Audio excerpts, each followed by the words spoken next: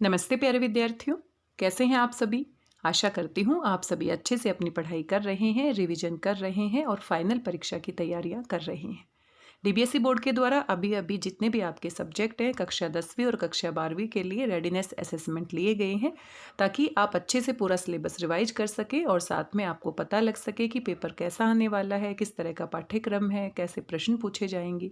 आप यहाँ पर देख सकते हैं हिंदी का रेडीनेस असेसमेंट है ये, और इसके बारे में हम विस्तार से बातचीत करने वाले हैं। अभी आपकी फाइनल परीक्षाएं आने वाली हैं और इससे पहले रेडीनेस एग्जाम के माध्यम से आपकी तैयारी हो गई होगी। आपने पूरा पाठ्यक्रम लगभग एक बार रिवाइज कर लिया होगा। तो ये पूरा प्रश्न पत्र आप यहाँ पर देख सकते हैं। अभी आपने इसकी परीक्षा भी दी है, तो हम देखने वाले हैं कि ये प्रश्न पत्र कैसे पूछा गया है, कैसे आप फाइनल परीक्षा में तैयारी कर सकते हैं, किस तरह का पेपर का पैटर्न है, इसको पूरा हम हल करने वाले हैं। पेपर को हल करने के साथ साथ हम सिलेबस की बातचीत भी करेंगे और साथ में इसकी स्कोरिंग गाइड, किस तरीके से आपका पेपर चेक होता है, कैसे आपको लेवल्स दिए जाते हैं, किन किन बातों का आपको ध्यान रखना है, ये सारी बातें विस्तार से आज हम इस प्रश्न पत्र में हल करने वाले हैं। तो आइए बिना देरी किए हुए इसके बारे में बातचीत करते हैं। तो सबसे पहले आप यहाँ पर देख सकते हैं ये पूरे इंस्ट्रक्शंस दिए गए हैं और एक कक्षा 10वीं के लिए है, हिंदी का रेडीनेस असेसमेंट है, टर्म 2 के लिए है। आप यहाँ पर देख सकते हैं यहाँ पर कुल 8 पृष्ठ हैं, यानी कि पेज की जो संख्या है यहाँ पर कितनी है, 8। साथ में 2.5 घंटे का आपको समय मिलेगा। 15 मिनट आपको एक्स्ट्रा दिए जाते हैं ताकि आप प्रश्न पत्र को पढ़ सके, अच्छे से समझ सके। और जेल पेन का आपको यूज नहीं करना है, यहाँ पर इंस्ट्रक्शंस दिए गए हैं। नीले या काले बॉल पॉइंट पेन का आपको यूज करना है। आपको नीले या काले यानी कि ब्लू या ब्लैक कलर के बॉल पॉइंट पेन का यूज करना है। तो ये सारे इंस्ट्रक्शंस आप अच्छे से पढ़ लीजिएगा। और यहाँ पर कुल 33 प्रश्न दिए गए हैं और इन सभी को आपको हल करना है। ये पूरा प्रश्न पत्र आप देख सकते हैं, पूरा पाठ्यक्रम जो आपका आने वाला है फाइनल परीक्षा में। तो सबसे पहले जो पहला खंड होता है उसमें आपके 2 अपठित गद्यांश होते हैं, जिनमें से 5-5 प्रश्न पूछे जाते हैं। इनमें 3 एमसीक्यू बेस्ड प्रश्न पूछे जाते हैं और 2 में आपको उत्तर लिखने होते हैं। साथ में एक अपठित काव्यांश भी दिया जाता है। खंड क में जो तीनों प्रश्न दिए जाते हैं वो बड़ी आसानी से आप हल कर सकते हैं, क्योंकि हर बार जब पेपर आपका होता है तो ये अपठित होते हैं, तो पहले से आपको पता नहीं होता कौन सा आने वाला है। तो वहीं पेपर में ऑन द स्पॉट आपको पढ़ना होता है, समझना होता है और उत्तर देने होते हैं। तो ये जो 3 आपके प्रश्न हैं ये आसानी से आप हल कर लेते हैं और इनका अभ्यास आपको हो भी गया है। मिड टर्म में भी इसी तरीके से पूछा गया था, मिड टर्म की परीक्षा में भी इसी तरीके से पूछा गया था, कक्षा 9वीं में भी इसी तरीके से पूछा गया था। उसके बाद आपका व्याकरण से संबंधित प्रश्न पूछे जाते हैं। खंड 2 होता है और इसमें आपके कुल 10 प्रश्न पूछे जाते हैं। 5 प्रश्न आपके एमसीक्यू बेस्ड होते हैं, जो भी आपके टॉपिक होते हैं ग्रामर के, और 5 आपके रिटर्न वाले होते हैं, उसमें उत्तर आपको लिखकर देने होते हैं। तो 10 सवाल आपके ग्रामर से पूछे जाते हैं। खंड 3 में जो आपकी पाठ्य पुस्तक है 3 इकाई है और तीनों में 2-2 चैप्टर हैं, तो टोटल 6 चैप्टर आपके होते हैं। तो वहाँ से यहाँ पर प्रश्न पूछे जाते हैं। तो यहाँ पर आप देख सकते हैं 5 प्रश्न यहाँ पर पूछे गए हैं और इनके उत्तर आपको देने होते हैं। खंड 4 में रचनात्मक लेखन होता है। तो आपकी व्याकरण में आपके कुछ टॉपिक्स होते हैं, जैसे आपने रिपोर्टाज लिखना है, प्रतिवेदन लिखना है, तो वहाँ से पूछा गया है।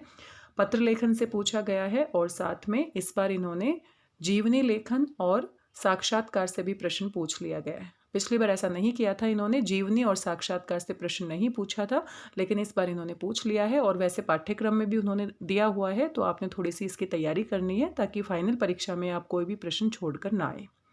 तो ये हमारा पूरा प्रश्न पत्र है और ये पूरा प्रारूप है, पूरा फॉर्मेट है, आप समझ ही गए होंगे। और ये पूरा प्रश्न पत्र है, ये पूरा फॉर्मेट है, आपने अच्छे से इसे समझ लिया होगा ताकि फाइनल परीक्षा में आपके दिमाग में पिक्चर क्लियर हो कि कैसे प्रश्न पूछे जाएंगे, कहाँ से कितने प्रश्न पूछे जाएंगे, तो कोई कन्फ्यूजन नहीं होना चाहिए।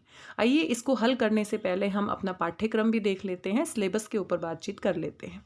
यहाँ पर आप पूरा सिलेबस देख सकते हैं, ये फाइनल टर्म के लिए सिलेबस है और यहाँ पर यूनिट 4 दी गई है। यूनिट 4 में आप पढ़ ही चुके हैं। कविता आपकी आती है हिरोशिमा, पाठ आपका संस्कृति है, तो ये 2 पाठ आपको करने हैं और साथ में वाक्य और उपवाक्य का सामान्य परिचय और उपभेद, ये पूरा टॉपिक आपसे पूछा जाएगा। और रेडीनेस में भी आपने देखा है वाक्य के अंग पूछ लिए गए हैं, बहुत सारे बच्चे कंफ्यूज भी हो गए थे कि वाक्य के अंग क्या होते हैं। उनको लगा कि वाक्य के भेद पूछे गए हैं, तो बहुत सारे बच्चों ने वाक्य के 3 भेद लिख दिए हैं रचना के आधार पर: सरल वाक्य, संयुक्त वाक्य और मिश्र वाक्य। लेकिन जब आप शुरुआत में वाक्य की परिभाषा पढ़ते हैं तो सबसे पहले आपको बताया जाता है कि वाक्य के 2 अंग होते हैं। एक हमारा उद्देश्य होता है, जिसको इंग्लिश में हम सब्जेक्ट भी कहते हैं और ये आपने अवश्य पढ़ा है, और दूसरा हमारा क्या होता है, विधेय होता है, जिसको आप प्रेडिकेट्स भी कहते हैं। तो ये वाक्य के अंग थे और इसके बारे में यहाँ पर सवाल पूछ लिया गया है। तो वाक्य किसे कहते हैं उसकी परिभाषा आपको अच्छे से याद करनी है। वाक्य के अंग कितने होते हैं, कैसे उनको आप स्पष्ट करके बताएंगे, और वाक्य के भेद, उपवाक्य के भेद, ये सारी बातें आपको अच्छे से स्पष्ट होनी चाहिए। आगे आपका अव्यय का टॉपिक था। तो अव्यय हमारे कुल 5 होते हैं और ये भी आपने पढ़े होंगे। क्रिया विशेषण आपका होता है, संबंध बोधक होता है, समुच्चय बोधक होता है, विस्मयादि बोधक होता है और निपात होते हैं। अव्यय के 5 भेद हैं और यहाँ से भी प्रश्न पूछे गए हैं। उसके बाद प्रतिवेदन और रिपोर्टाज दिया गया है। तो यहाँ पर अथवा करके पूछा गया था, या तो प्रतिवेदन आपने लिखना था या रिपोर्टाज लिखना था। तो ये इकाई 4 का सिलेबस था, आपको स्पष्ट होना चाहिए। अब पेपर आपका बिल्कुल पास है, फाइनल पेपर, इसलिए कोई कन्फ्यूजन नहीं होना चाहिए। यूनिट 5 में आपका कौन सा सिलेबस आने वाला है? मनुष्यता कविता आपने पढ़ी होगी, मानवीय करुणा की दिव्य चमक पाठ है, संधि और संधि के जो भेद हैं उसमें स्वर संधि के भेद भी आते हैं। स्वर संधि के 5 भेद होते हैं। दीर्घ स्वर संधि होती है आपकी, आपने अवश्य पढ़ ली होगी। उसके बाद गुण स्वर संधि होती है, उसके बाद आपकी वृद्धि स्वर संधि होती है। तो ये सारे भेद भी आपको पढ़ने हैं। उसके बाद आपकी यण संधि होती है और अयादि संधि होती है। ये 5 भेद जो स्वर संधि के हैं वो भी आपने अच्छे से करने हैं। व्यंजन संधि भी पढ़नी है और विसर्ग संधि भी पढ़नी है। रेडीनेस में भी आपने देखा स्वर संधि के भेदों से प्रश्न पूछ लिया गया है। आगे आपका है साक्षात्कार विधि और जीवनी लेखन। तो यहाँ से भी प्रश्न पूछा गया है। साक्षात्कार के लिए आपको एक परिस्थिति दे दी जाएगी कि किसका साक्षात्कार आपको लेना है और किस तरीके की परिस्थिति है, और उसके बाद आपने साक्षात्कार विधि में आपको परेशान होने की आवश्यकता नहीं है। इसमें मान लीजिए 2 व्यक्ति हैं, जैसे इंटरव्यू लेते हैं, इंटरव्यू को ही हम हिंदी में साक्षात्कार कहते हैं। तो वो आपको बताएंगे कि किसका इंटरव्यू लेना है, या आप ले रहे हैं या आपका कोई इंटरव्यू ले रहा है। तो आपने संवाद शैली का प्रयोग करना है। आपने खुद ही डायलॉग सोचने हैं कि मैं क्या सोचूंगा, दूसरा क्या बोलेगा, मैंने कौन से प्रश्न पूछने हैं, कौन से उत्तर देने हैं। इस तरीके से आपने खुद सोच के, और 2 लोगों के बीच में जैसे हम संवाद लेखन करते हैं, बिल्कुल ऐसे ही साक्षात्कार लिखना है। मान लीजिए कि आप किसी वकील का इंटरव्यू लेना चाहते हैं, तो वकील करके, और या आप उसका नाम भी कल्पना करके लिख सकते हैं, उसका डायलॉग आप आगे लिख देंगे। फिर आप उसका उत्तर देते हैं या सवाल पूछते हैं, तो आप अपना नाम करके यहाँ पर लिख के इसका डायलॉग लिख देंगे। तो संवाद शैली में साक्षात्कार लिखा जाता है। इसका कोई विशेष फॉर्मेट नहीं है, आपको परिस्थिति दी जाएगी। अभी रेडीनेस एग्जाम में भी आपको बताया गया था कि कैसे आपको साक्षात्कार लेना है, तो इसके लिए आपको तैयारी कर लेनी है। जीवनी लेखन से भी सवाल पूछा गया है और ये दोनों अथवा करके दिए गए थे, या तो आपने साक्षात्कार वाला प्रश्न हल करना था या जीवनी वाला। तो जीवनी में जितने भी पाठ आपके दिए गए हैं पाठ्यक्रम में, उसमें जो लेखक हैं, कवि हैं, उनकी जीवनी के बारे में पूछा जा सकता है। तो यहाँ पर मैथिली शरण गुप्त जी की जो कविता है मनुष्यता, उनके बारे में पूछ लिया गया था।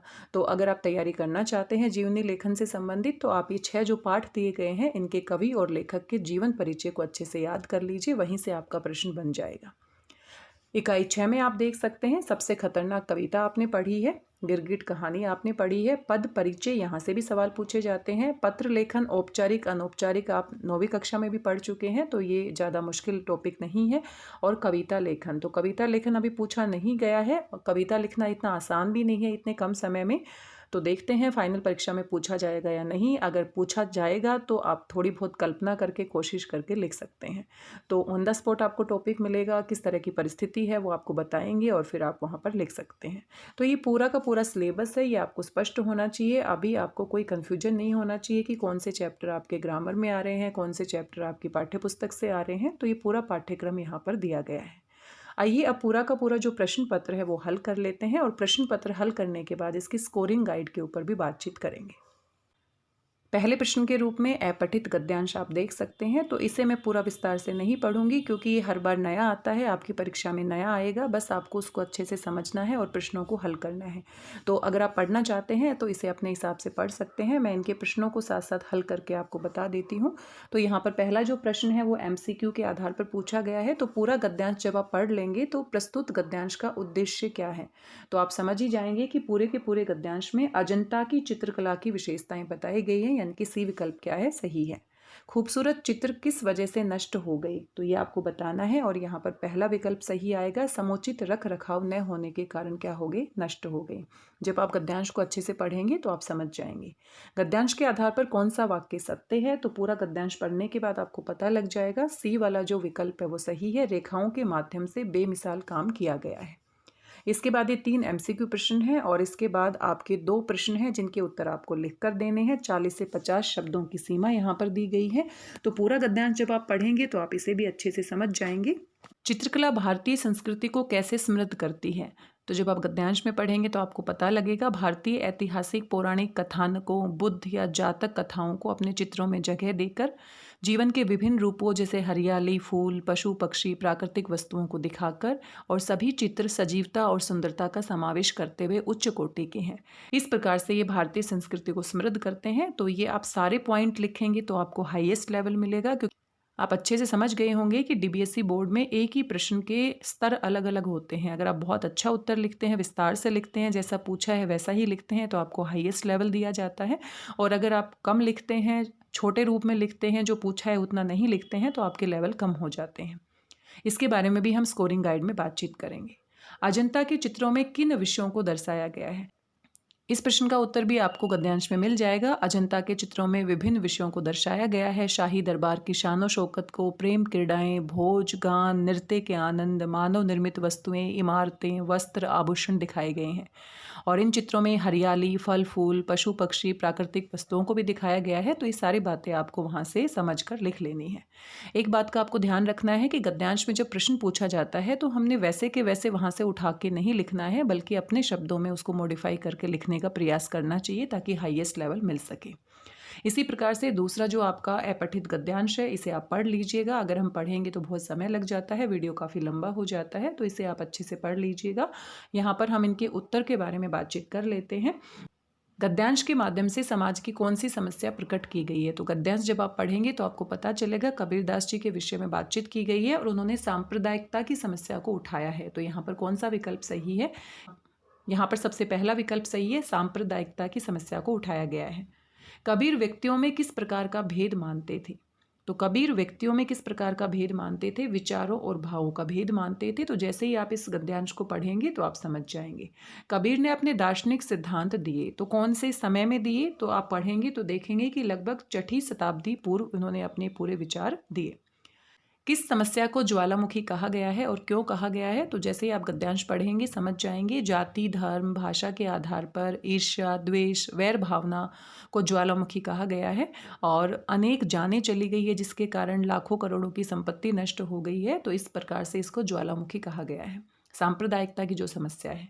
कबीर के अनुसार किन माध्यमों का विरोध कर समाज में एक रूपता लाई जा सकती है, समाज में बाह्य आडंबर है, रूढ़िवादिता है, रीति रिवाज है जिनका कोई महत्व नहीं है, जाति पाति का भेदभाव है, धर्म के नाम पर भेदभाव है। इन सभी समस्याओं को हटाकर एक रूपता लाई जा सकती है, एकता लाई जा सकती है। आगे आप देख सकते हैं, ये आपका काव्यांश है। और काव्यांश में थोड़ा सा आपको अधिक ध्यान देने की आवश्यकता है, क्योंकि गद्यांश तो वैसे ही हम समझ जाते हैं। कविता को समझना थोड़ा मुश्किल रहेगा, क्योंकि पहली बार हम इसे पढ़ते हैं और इससे पहले हमें इसकी जानकारी नहीं होती है। तो आइए इसे देख लेते हैं। कलम देश की बड़ी शक्ति है, भाव जगाने वाली। तो कलम की ताकत का यहाँ पर महत्व है, पहली ही पंक्ति में हमें समझ आने लगा है। और वैसे भी आप समझते हैं कि विचारों में और कलम में बहुत ताकत होती है। जो हमारा साहित्य है वो कितना महत्वपूर्ण है, और साहित्य लोगों को प्रेरित करता है, क्रांति लाने में सहायता करता है। क्योंकि ज़रूरी नहीं हर लड़ाई को हम तलवार की सहायता से लड़ सकते हैं, बल्कि साहित्य की सहायता से, अपनी रचनाओं की सहायता से, कविताओं की सहायता से भी हम अपनी लड़ाई को लड़ सकते हैं। तो कलम में बहुत ताकत होती है, और कलम की ताकत जो होती है वो तलवार से भी बड़ी होती है। दिल की नहीं, दिमागों में भी आग लगाने वाली, पैदा करती कलम विचारों के जलते अंगारे, और प्रज्वलित प्राण देश क्या कभी मरेगा मारे। लहू गरम रखने को रखो, मन में ज्वलित विचार, हिंसक जीव से बचने को चाहिए किंतु तलवार। तो जो हिंसक जानवर है, जो जंगली जानवर है उनसे बचने के लिए तो तलवार ठीक है, लेकिन अगर हम क्रांति लाना चाहते हैं, समाज में बदलाव लाना चाहते हैं, लोगों को प्रभावित करना चाहते हैं, तो वो हमारे जो विचार होते हैं, विचारों को हम कलम के माध्यम से व्यक्त कर सकते हैं और उसमें बहुत ताकत होती है। एक भेद है और जहाँ निर्भय होते नर नारी, कलम उगलती आग, जहाँ अक्षर बनते चिंगारी। तो अक्षरों में भी चिंगारी जैसी ताकत होती है। जरूरी नहीं कि हम वास्तव में ही चिंगारियों से हम आग लगा सकते हैं, अपनी विचारों से भी हम क्रांति पैदा कर सकते हैं, बदलाव ला सकते हैं। कलम उगलती आग, जहाँ अक्षर बनते चिंगारी, जहाँ मनुष्यों के भीतर हरदम जलते हैं शोले, बाहों में बिजली होती, होते दिमाग में गोले। तो दिमाग में बहुत ताकत होती है और दिमाग से भी बहुत सारे युद्ध जीते जाते हैं, लड़े जाते हैं। जहाँ लोग पालते लहू में हलाहल की धार। हलाहल क्या होता है? विष होता है, जहर होता है। क्या चिंता यदि वहाँ हाथ में नहीं हुई तलवार। अगर लोगों के मन में भेदभाव है, ईर्ष्या है, द्वेष है, नकारात्मक विचार हैं, तो वहाँ चिंता करने की आवश्यकता है, क्योंकि वहाँ पर तलवार नहीं है, लेकिन तलवार से भी घातक क्या है, ऐसे विचार होते हैं। विचार दो प्रकार के होते हैं, सकारात्मक और नकारात्मक। तो सकारात्मक अच्छा बदलाव लाते हैं, लेकिन कभी कभी जो नकारात्मक विचार होते हैं वो बहुत ही घातक सिद्ध होते हैं समाज के लिए। तो यहाँ पर कलम की ताकत का महत्व बताया गया है। पद्यांश के अनुसार देश की सबसे बड़ी ताकत किसे बताया गया है? तो किसे बताया गया है? कलम को बताया गया है। तो यानी कि यहाँ पर कौन सा विकल्प सही है? सी विकल्प सही है। लहू गर्म रखने से क्या अभिप्राय है? तो लहू गर्म रखने से क्या अभिप्राय है? जोश रखना। प्रस्तुत पद्यांश किस प्रकार का है? तो ये हमें प्रेरित करता है, प्रेरणा देता है। तो यहाँ पर कौन सा विकल्प सही है? सी विकल्प सही है। तो 3 MCQ हैं और यहाँ पर 2 प्रश्न ऐसे हैं जिनके उत्तर आपको देने हैं। तो जहाँ मनुष्यों के भीतर हरदम जलते हैं शोले, भाव स्पष्ट कीजिए। तो इसको थोड़ा समझने का प्रयास करना है आपको कि कलम और विचारों की जो शक्ति होती है उसमें अस्त्र और शस्त्र से भी ज़्यादा ताकत होती है। कलम में जो ताकत होती है वो बहुत बड़ी ताकत होती है, जहाँ मनुष्य अपने विचारों और कलम की शक्ति से बदलाव लाने के लिए हमेशा जोश में रहते हैं। तो यहाँ हरदम जलते हैं शोले, यानी कि उनके अंदर जोश है, कुछ करने का भाव है, जिनके भीतर हमेशा परिवर्तन लाने की ज्वाला धधकती रहती है। और अगर हाथ में तलवार भी नहीं है तो कोई फर्क नहीं पड़ता, क्योंकि उनके विचार इतने ताकतवर हैं, वो तलवार की धार से भी तेज है, वो समाज में बदलाव ला सकते हैं। तो इस तरीके से आप इसकी व्याख्या कर सकते हैं। 40 से 50 शब्दों की सीमा यहाँ पर दी गई है और यहाँ पर भी आपको लेवल्स मिलेंगे। अगर बहुत अच्छे से विस्तार से आप लिखते हैं उत्तर तो यहाँ पर 6 लेवल मिलेंगे आपको, और अगर कम लिखते हैं तो 4, और अगर आप बिल्कुल इससे संबंधित उत्तर नहीं देते हैं और या उत्तर नहीं करते हैं तो ये आपका 0 लेवल हो जाता है। तो लेवल्स का आपको ध्यान रखना है। कलम की ताकत को अपने शब्दों में लिखिए। तो कलम में क्या ताकत होती है? कलम की ताकत को अपने शब्दों में लिखिए। तो पूरा का पूरा जो पद्यांश था उसको पढ़ने के बाद हम समझ ही गए हैं कि कलम वो सब कुछ कर सकती है जो हथियार भी नहीं कर सकते हैं। कलम क्रांति ला सकती है, कलम एक नई चेतना पैदा कर सकती है, कलम समाज में परिवर्तन ला सकती है, कलम के माध्यम से हम अपने विचारों को अभिव्यक्त कर सकते हैं, लोगों को प्रेरित कर सकते हैं। बहुत सारी जो कुरीतियां हैं समाज में, अंधविश्वास है, उनको दूर किया जा सकता है। साहित्य में अपनी अलग ताकत होती है। तो इस तरीके से आप इसको विस्तार दे सकते हैं। तो ये पहला खंड था और यहाँ पर कुल 15 प्रश्न पूछे गए थे। दूसरे खंड से आपके कुल 10 प्रश्न पूछे जा रहे हैं। तो आपको अभी पता हो जाना चाहिए, अभी आपको अच्छे से ध्यान रखना चाहिए कि कहाँ से कितने प्रश्न पूछे जा रहे हैं और कैसे पूछे जा रहे हैं। तो व्याकरण से संबंधित यहाँ पर प्रश्न है और व्याकरण के बारे में अभी हमने बातचीत की है, कौन कौन से टॉपिक आने वाले हैं। निम्न विकल्पों में से संज्ञा उपवाक्य का उदाहरण कौन सा है? तो उपवाक्य और उसके भेद आपने पढ़े हैं, संज्ञा उपवाक्य, विशेषण उपवाक्य और क्रिया विशेषण उपवाक्य। तो यहाँ पर आपका है संज्ञा उपवाक्य का उदाहरण पहचानना है। तो यहाँ पर आप देख सकते हैं, मुझे विश्वास है कि आप दीपावली पर आएंगे। ये आपका संज्ञा उपवाक्य का उदाहरण है, तो इसको आप अच्छे से रिवाइज कर लीजिएगा। ऐसी घड़ी जापान में ही मिलेगी, वाक्य में जापान में का पद परिचय दीजिए। तो जापान में, अब जापान किसी विशेष देश का नाम है, तो नाम है तो व्यक्तिवाचक संज्ञा हो जाएगा। जापान में यानी कि में विभक्ति लगी है तो ये अधिकरण कारक है, अधिकरण कारक है। और जापान आपका क्या है? यहाँ पर पुल्लिंग है, तो यानी कि पहला ही विकल्प क्या हो जाएगा? सही। इस तरीके से आपने MCQ में सबसे बेस्ट के साथ जाना है। थोड़ा ध्यान रखने की आवश्यकता है। इस संसार में ईमानदारी दुर्लभ है। तो ईमानदारी का जो भाव है ये भाववाचक संज्ञा है। ईमानदारी की अगर बात करें तो ये क्या है? भाववाचक संज्ञा।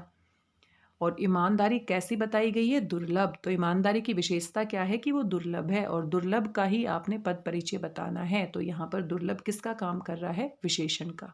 ईमानदारी कैसी है? दुर्लभ है, ये उसकी विशेषता है, तो ये पहला विकल्प यहाँ पर सही है।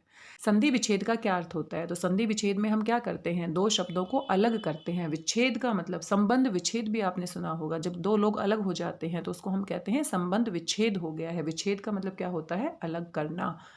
मान लीजिए आपके पास एक शब्द है स्वागत,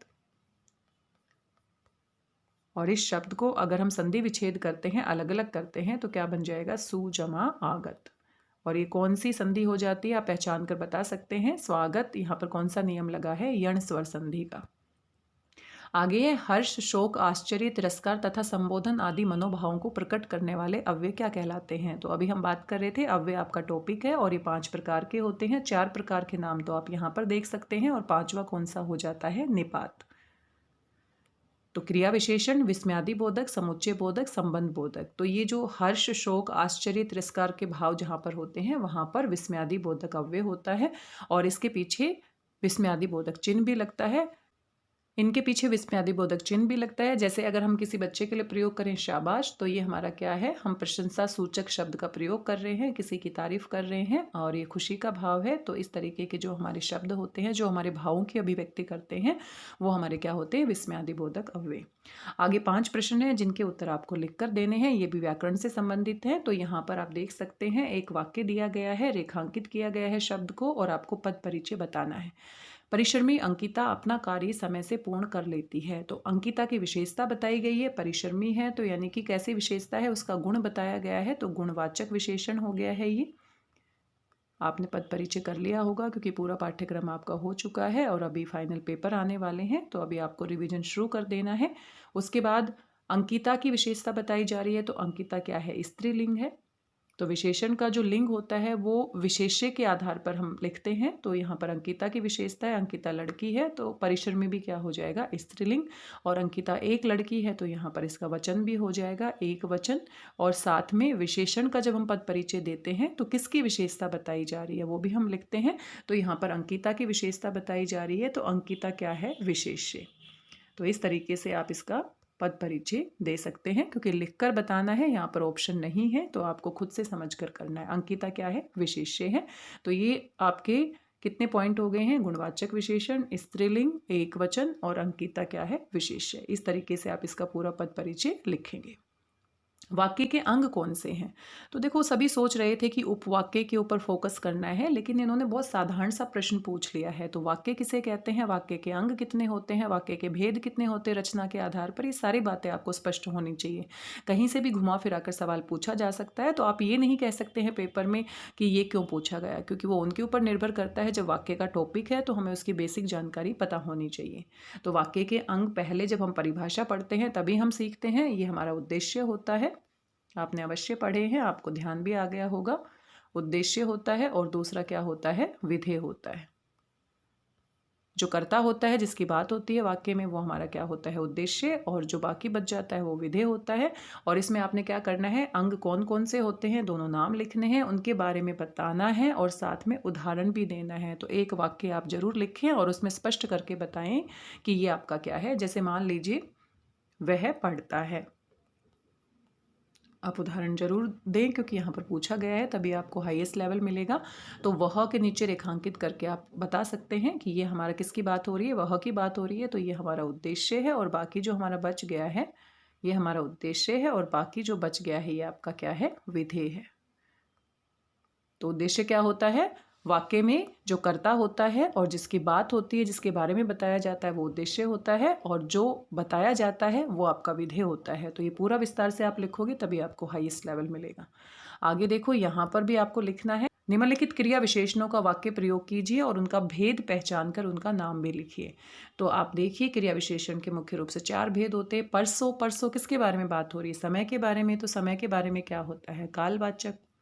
और आपने एक वाक्य बनाना है, तो वाक्य आप सोचिए जहाँ क्रिया की विशेषता बताई जाए। यहाँ पर आप एक वाक्य बनाकर लिख सकते हैं परसों से संबंधित, तो क्रिया की विशेषता बताने वाला आपको बनाना है वाक्य, इस बात का ध्यान रखना है। मान लीजिए आप कुछ ऐसा वाक्य बनाते हैं, मैं परसों दिल्ली जाऊँगा, या परसों बारिश आई थी। तो बारिश आई थी, कब आई थी? परसों। मैं दिल्ली जाऊँगा, दिल्ली जाने की विशेषता क्या है? कब जाऊँगा? परसों। तो ये समय के बारे में बातचीत हो रही है। धीरे धीरे का मतलब क्या होता है? रीतिवाचक। कौन सी क्रिया है? रीतिवाचक। वह धीरे धीरे चलता है, वह धीरे धीरे दौड़ता है। कोई भी वाक्य आप बना सकते हैं। सामने, सामने यानी कि स्थान की बात हो रही है, तो इसी के आधार पर इसका भेद हो जाएगा। ये क्या है? स्थानवाचक। मेरे घर के सामने बच्चा खेल रहा है, तो बच्चा खेल रहा है, कहाँ खेल रहा है? घर के सामने। तो इस तरीके से आप वाक्य बना सकते हैं। थोड़ा यहाँ पर मात्रा की बात हो रही है, तो ये कौन सा है? परिमाणवाचक क्रिया विशेषण है, परिमाणवाचक। तो यहाँ से भी आप एक वाक्य बना सकते हैं। मुझे थोड़ा पाठ याद हुआ है, तो पाठ याद हुआ है, याद किया है कितना, कितनी मात्रा में किया है? थोड़ा। तो इस तरीके से आप वाक्य बना सकते हैं। मैं ऐसे ही अपने हिसाब से बता रही हूँ, आप कोई और वाक्य भी बना सकते हैं। तो यहाँ पर आपको ध्यान देना है कि एक तो आपने नाम लिखना है सभी को पहचान करके, और वाक्य भी आपने बनाने हैं। तब ये सारी बातें आप स्पष्ट करके लिखेंगे तो ही आपको हाईएस्ट लेवल मिलेंगे। आगे आपका प्रश्न है, शब्द एवं पद में अंतर बताते हुए पद परिचय समझाइए। तो यहाँ पर शब्द किसे कहते हैं, पद किसे कहते हैं, और इन दोनों में अंतर क्या है? तो जब आपने टॉपिक पढ़ा होगा तो अच्छे से पढ़ा होगा। शब्द स्वतंत्र होते हैं, और जब शब्दों को वाक्य में प्रयोग कर दिया जाता है तो वो व्याकरण के नियम में बंध जाते हैं और वो शब्द ना कहलाकर पद कहलाते हैं। और इस तरीके से आप कोई उदाहरण देकर बता सकते हैं कि मान लीजिए स्कूल, ये आपका स्वतंत्र शब्द है, लेकिन मैं स्कूल जाता हूँ, तो जब स्कूल को हमने वाक्य में प्रयोग कर दिया तो वो शब्द ना कहलाकर पद बन गया।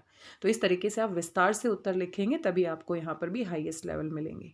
आगे संधि विच्छेद करना है और संधि का नाम बताना है। तो देखो यहाँ पर महाऔषधि, तो ये आपका हो जाएगा महा जमा औषधि। और वैसे भी अगर आपने स्वर संधि के भेद पढ़े हैं तो यहाँ पर डबल मात्रा है, औ की मात्रा है, तो वृद्धि स्वर संधि का उदाहरण है।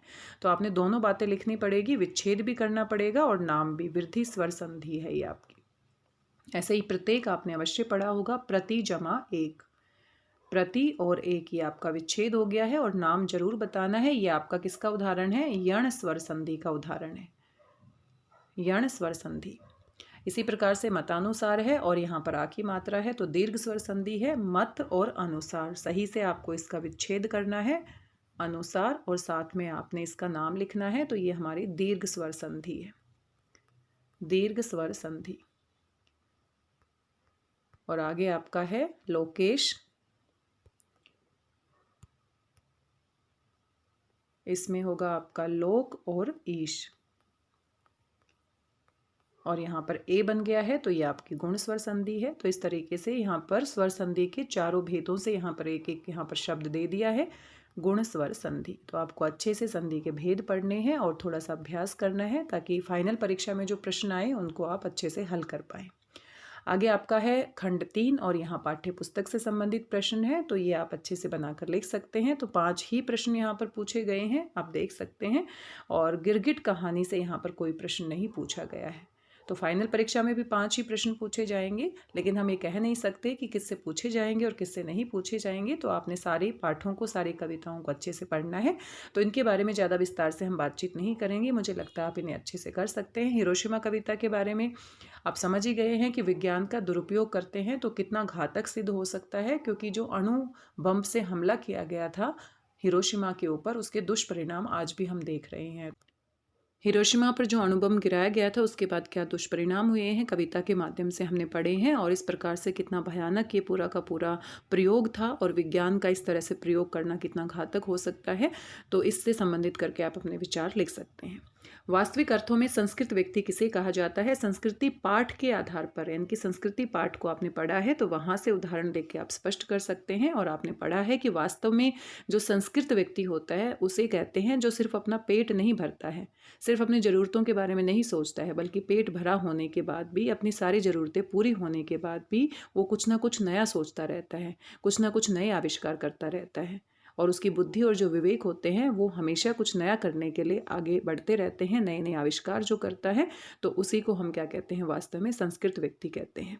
वो समाज के कल्याण के बारे में सोचता है। संस्कृत व्यक्ति वास्तव में सकारात्मक कार्य ही करता है, अच्छे ही आविष्कार करता है। वो हमेशा समाज की भलाई के बारे में सोचता है। न्यूटन का यहाँ पर उदाहरण दिया गया था, गुरुत्वाकर्षण का सिद्धांत जो उसने दिया था। तो इस तरह से आप उदाहरण देकर अपनी बात को स्पष्ट कर सकते हैं। मनुष्यता कविता के आधार पर कवि क्या संदेश देना चाहते हैं? तो मानवता का संदेश देना चाहते हैं कि सच्चा मनुष्य वही है जो मानवता की भलाई करता है, दूसरों के लिए जीता है, सिर्फ अपने बारे में नहीं सोचता है। और बहुत सारे यहाँ पर उदाहरण दिए गए हैं। कविता के आधार पर 3 बिंदु लिखने हैं, तो कविता के माध्यम से आप 3 उदाहरण यहाँ पर लिख सकते हैं, अपनी बात को स्पष्ट कर सकते हैं। फादर बुल के भारतीय संस्कृति के एक अभिन्न अंग है, ऐसा किस आधार पर कहा गया है? फादर बुल्के जी भारतीय संस्कृति के अभिन्न अंग बन चुके थे, क्योंकि वो भारत की मिट्टी और यहाँ की संस्कृति में पूरी तरह से रच बस गए थे। और किस तरीके से उन्होंने भारत को, भारत के लोगों को अपना लिया था, और साथ में राम कथा उत्पत्ति और विकास पर अपना शोध कार्य किया। उन्होंने शब्दकोश भी लिखा, और अंग्रेजी और हिंदी शब्दकोश के साथ साथ वो भारतीय संस्कृति के होकर रह गए। वे परिमल संस्था से जुड़े हुए थे, किस तरह से वहाँ के लेखकों को और नए कवियों को प्रेरित करते थे, उनकी कविताओं को सुनते थे, बेबाक राय देते थे। और साथ में हिंदी भाषा के लिए उनकी चिंता जाहिर होती थी कि भारत के लोग हिंदी भाषा का सम्मान नहीं करते। तो ये सारे बिंदु आप यहाँ पर लिख सकते हैं। सबसे खतरनाक कविता के आधार पर समाज में मौजूद खतरनाक बातों को समाप्त करने के लिए आपके क्या सुझाव हैं?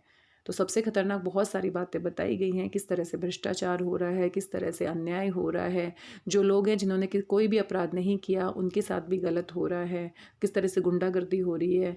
तो वो सारी बातें जो हैं आपने अपने विचार देने हैं कि आप कैसे उनको सुधार सकते हैं, कैसे उनमें बदलाव ला सकते हैं। तो ये आपका अपना उत्तर है, आप जिस हिसाब से सोचते हैं उसके हिसाब से आप लिख सकते हैं। आगे चौथा खंड दिया गया है, और यहाँ पर आपको प्रतिवेदन और रिपोर्टाज दोनों में अथवा करके दिया गया है। या तो आप ये कर सकते हैं या आप ये कर सकते हैं। आपके विद्यालय में 4 फरवरी को रक्तदान शिविर का आयोजन करवाया गया था। आपकी इसमें सक्रिय भागीदारी रही, और इस समारोह पर एक पूरी रिपोर्ट आपको तैयार करनी है। तो या तो आप ये लिख सकते हैं, सोशल मीडिया के प्रभावों का उल्लेख करते हुए समाज में आए बदलाव पर एक संक्षिप्त प्रतिवेदन तैयार करना है। तो इस तरीके से आप यहाँ पर कोई भी विकल्प चुन सकते हैं।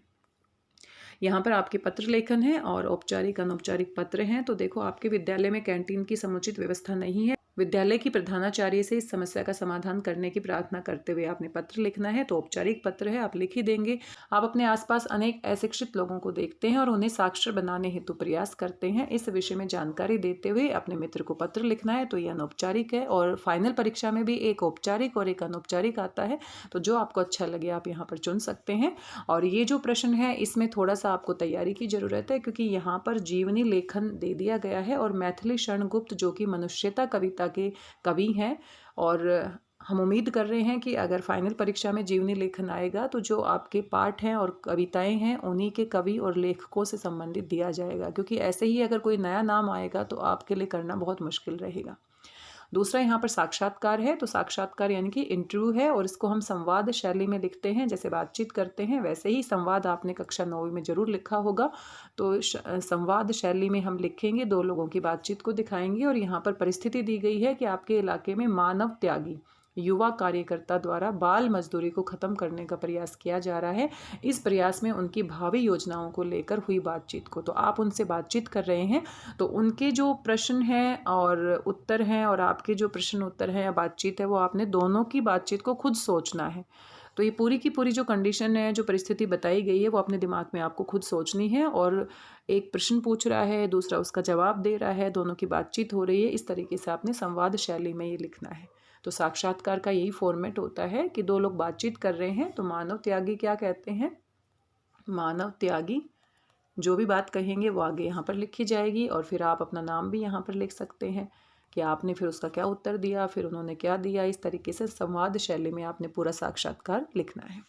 तो ये पूरा प्रश्न पत्र है, आप देख सकते हैं। फाइनल परीक्षा के लिए आपके दिमाग में कोई कन्फ्यूजन नहीं होना चाहिए, कितने सवाल पूछे जा रहे हैं, कहाँ से पूछे जा रहे हैं, कौन कौन से टॉपिक है, आपने तैयारी कैसी करनी है। अब पूरी पिक्चर आपकी क्लियर होनी चाहिए। आइए अंत में हम स्कोरिंग गाइड भी चेक कर लेते हैं। यहाँ पर आप स्कोरिंग गाइड देख सकते हैं, और इसी के आधार पर पूरे प्रश्न पत्र को चेक किया जाता है। टीचर अपने हिसाब से नंबर नहीं देते हैं, उनको इंस्ट्रक्शंस दिए जाते हैं, उसके हिसाब से ही चेकिंग होती है। तो यहाँ पर जो MCQ बेस्ड प्रश्न है उसमें आपका जो सही विकल्प है, मान लीजिए पहला जो प्रश्न था उसमें C विकल्प सही था, तो आपको 4 लेवल मिलेगा, क्योंकि या तो वो सही होता है या गलत होता है, तो यहाँ पर वेरिएशन नहीं है। ऐसे ही दूसरे प्रश्न में A विकल्प सही था तो इसका 2 लेवल है, यहाँ पर C विकल्प सही था तो 4 लेवल है। और जो आपका रिटर्न वाला उत्तर था उसमें आप ध्यान से देखिए कि जो बच्चा पूरा स्पष्ट करके पॉइंट लिखेगा उसको 6 लेवल पर रखा जाएगा। जो बच्चा पूरे पॉइंट ना लिख के सिर्फ 2 बिंदु लिख रहा है उसको 4 लेवल पे लिखा जाएगा। सिर्फ एक ही बिंदु लिख रहा है और जो एक ही बिंदु लिख रहा है उसको 2 लेवल पर, और कोई भी उत्तर नहीं देता है उसका 0 लेवल। यानी कि एक ही प्रश्न पे आपको 0 मिल सकता है, 2 मिल सकता है, 4 मिल सकता है, 6 मिल सकता है। तो आपको अपना लिखने का स्टाइल बहुत अच्छा रखना है, जो पूछा गया है वो पूरा लिखना है, विस्तार से लिखना है। इसी तरीके से आप यहाँ पर देख सकते हैं हाईएस्ट लेवल 4 है, फिर 2 है और 0 है। तो मान लीजिए जो प्रश्न 5 है, किसी बच्चे को 0 भी मिल सकता है, 2 भी मिल सकता है और 4 भी मिल सकता है। तो एक ही प्रश्न में 3 लेवल है, तो इस बात को आपको समझना है। एमसीक्यू में एक ही फिक्स लेवल है। यहाँ पर आप देख लीजिए, यहाँ पर आप देखिए या तो 4 लेवल मिलेगा या 6 मिलेगा, या गलत लिखेंगे तो आपको 0 लेवल मिलेगा। तो इस बात का आपको ध्यान रखना है कि पूरा विस्तार से आपने उत्तर देना है। और यहाँ पर जो रिटर्न वाले उत्तर हैं उनमें बहुत लेवल हैं, वेरिएशन है, और हाईएस्ट लेवल उसी बच्चे को मिलेगा जो विस्तार से जो पूछा गया है वो पूरा लिखेगा। अंत में आप देखिए जो आपका प्रश्न संख्या 31, 32 और 33 थे, जिसमें आपने साक्षात्कार, जीवनी, पत्र लेखन और रिपोर्टाज लिखना था, वहाँ पर आप देखिए सारे लेवल्स हैं।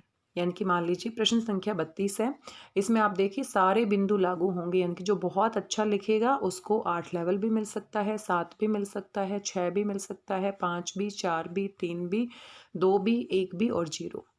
तो यानी कि वहाँ 0 से लेके 8 लेवल हैं, सारे एप्लीकेबल हैं। यानी कि जो बच्चा जितना अच्छा लिखेगा, सबसे बेस्ट लिखेगा, उसको 8 मिलेगा। अगर थोड़ा सा कम लिखता है तो 7 मिल सकता है, 6 भी मिल सकता है, 5 भी मिल सकता है, 4 भी मिल सकता है, 3 भी, 2 भी, 1 भी, और कुछ भी नहीं लिखेगा या गलत लिखेगा तो 0। तो कितना वेरिएशन है, यानी कि सही या गलत नहीं है कि बच्चे ने सही किया है तो पूरे नंबर मिल गए, गलत किया है तो नहीं मिले। यहाँ पर आपके लेवल्स हैं, तो लेवल्स के हिसाब से आपको तैयारी करनी है, स्मार्ट मैनेजमेंट करना है। तो ये आपकी स्कोरिंग गाइड थी। मुझे आशा है कि आपको थोड़ा अंदाज़ा लग गया होगा। और एक हम सैम्पल पेपर भी देख लेते हैं, किस तरीके से पेपर में आप अच्छे से साफ़ सुथरा काम करके लिखें ताकि आपको हाईएस्ट लेवल मिल सके। यहाँ पर आप देख सकते हैं कि एक बच्चे का ये पेपर है और इसने बड़े अच्छे से पूरा लिखा हुआ है।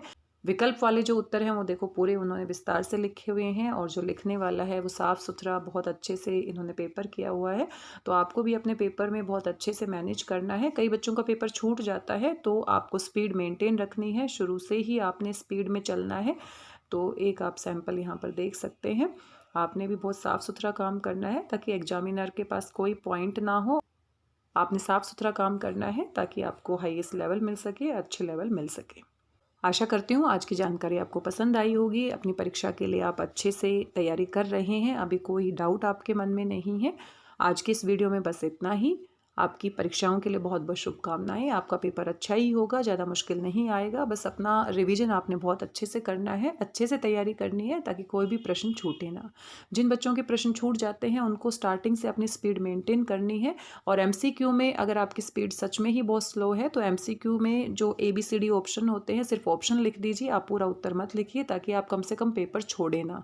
और जिन बच्चों की स्पीड अच्छी है, जैसे यहाँ पर इस बच्चे को आप देख सकते हैं, तो इसने ऑप्शन भी लिखा हुआ है और पूरा विस्तार से उसका उत्तर भी लिखा हुआ है। तो ये आपको मैनेज करना है। पेपर आपका किसी भी कीमत पर छूटना नहीं चाहिए। सारे के सारे प्रश्न आप हल करेंगे तभी आप बहुत अच्छे रिजल्ट प्राप्त कर पाएंगे। अगर 2-3 प्रश्न आपके छूट जाते हैं तो फिर आप वैसे ही पीछे रह जाते हैं। तो मुझे पूरी उम्मीद है कि आप अच्छे से अपना पूरा पेपर हल करेंगे। आपकी परीक्षाओं के लिए बहुत बहुत शुभकामनाएं। मिलते हैं किसी नए वीडियो में और महत्वपूर्ण जानकारी के साथ। तब तक स्वस्थ रहिए, व्यस्त रहिए, मस्त रहिए और खुश होकर अभ्यास करते रहिए। धन्यवाद, बहुत बहुत धन्यवाद।